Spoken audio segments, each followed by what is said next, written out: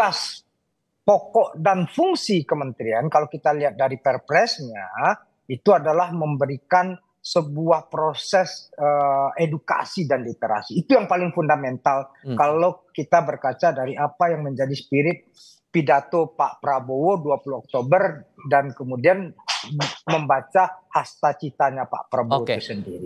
Tapi kalau kemudian permintaan ini 20 triliun, ini kan pasti akan berproses di DPR ya. Maka kemudian DPR akan mengabulkan permintaan 20 triliun itu kalau apa? Enggak, kita harus membedakan mana yang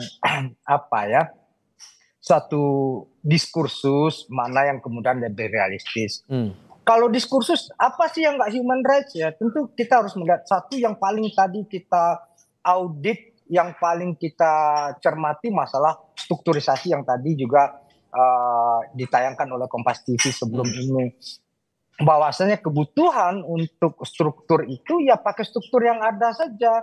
Toh basisnya kan ini dari Dirjen HAM, kemudian di-upgrade menjadi Kementerian HAM ya. Maka kemudian infrastrukturnya, birokrasi dan pelayanan sebagainya masih bisa menggunakan itu. Kantor juga sama ya. Kanwil itu kalau tadi disampaikan oleh Pak Pigai bagaimana membangun kanwil-kanwil di bawah gitu di daerah-daerah untuk memberikan pelayanan.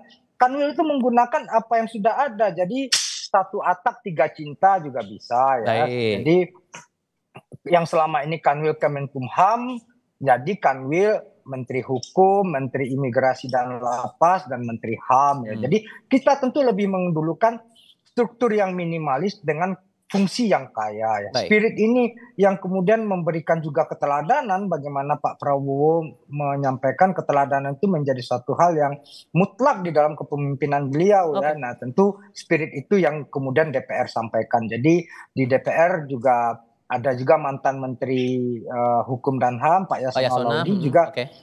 Tadi beliau juga menegaskan bahwasanya yang paling penting sekarang bagaimana menaikkan ranking 50-an Republik Indonesia di dalam penegakan HAM itu bisa di-upgrade ya. Tentu itu membutuhkan piranti-piranti atau apa yang menjadi kendala selama ini. Nah, mari kita bersama-sama Komisi 13 sebagai mitra dari Kementerian HAM ini yang harus kita lihat adalah spiritnya ya. Jadi berhasilnya penegakan HAM juga dari Kementerian HAM dan Komisi 13. Komisi 13 ini kan dibentuk untuk kemudian bagaimana pelayanan, pengawasan, dukungan anggaran, regulasi dari penegakan HAM itu bisa lebih efektif, lebih efisien. Begitu, Mas. Realisasi dan pembahasannya tentu akan masih berjalan antara Kementerian HAM dengan Komisi 13 DPR RI. Bang Willy Aditya, Ketua Komisi 13 DPR RI. Terima kasih banyak ya, Bang, sudah berdiskusi bersama kami.